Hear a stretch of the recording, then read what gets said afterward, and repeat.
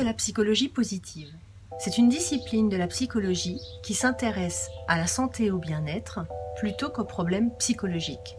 En quelque sorte, c'est une science du bonheur. La psychologie positive a vu le jour dans les années 50 avec Abraham Maslow et Carl Rogers, mais elle a été fondée officiellement quelques 50 années plus tard, en 1998, très exactement, par le psychologue américain Martin Seligman. Elle a connu un intérêt immédiat, à la fois du grand public et des scientifiques. À titre d'exemple, les recherches publiées sur le bonheur sont passées d'environ 200 en 1990 à plus de 1000 en 2008. Alors pourquoi cet engouement? Les premières grandes études de la psychologie positive ont montré que nous avons tous en nous une aptitude naturelle au bonheur.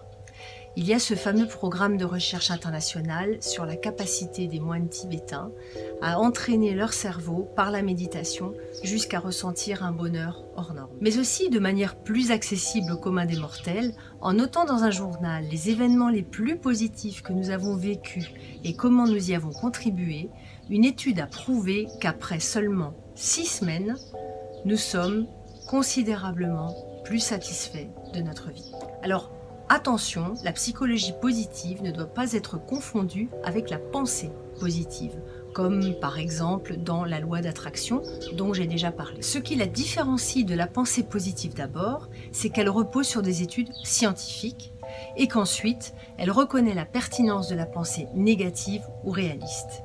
Il ne s'agit donc pas d'une forme un peu naïve de psychologie qui dirait que tout va pour le mieux dans le meilleur des mondes. La psychologie positive ne s'intéresse pas uniquement au plaisir ou aux émotions agréables, mais aussi au dépassement de soi, à l'investissement dans des causes sociales, même si cela implique des moments un peu désagréables, au moins temporairement. Alors bien sûr, le bonheur est très relatif et dépend autant de notre échelle de valeurs que de celle de notre culture.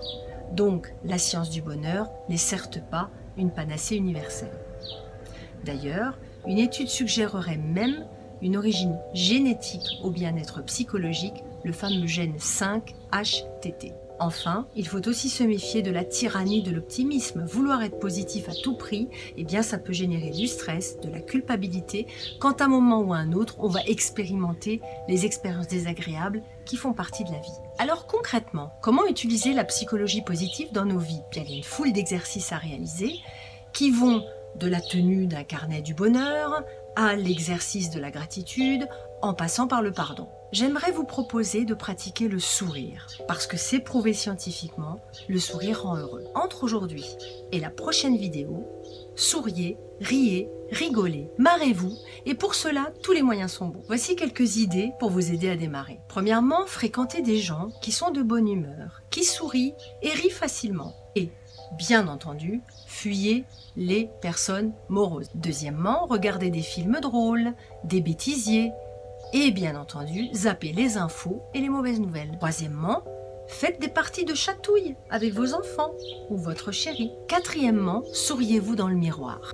Cinquièmement, repensez à vos fous rires ou à des situations cocasses. Sixièmement, prenez le parti de rire des maladresses, erreurs, oublis qui peuvent vous arriver dans la vie courante, que ce soit les vôtres d'ailleurs, ou ceux de vos enfants ou de votre conjoint. Vous verrez qu'en mettant un peu plus d'humour dans votre quotidien, vous relativiserez bien des situations et vous prendrez de la distance. Peut-être que vous serez comme cet homme qui regarde par une fenêtre de prison et voit les étoiles, là où les autres ne voient que des barreaux. Je vous laisse méditer là-dessus et je vous remercie d'avoir passé un peu de temps avec moi.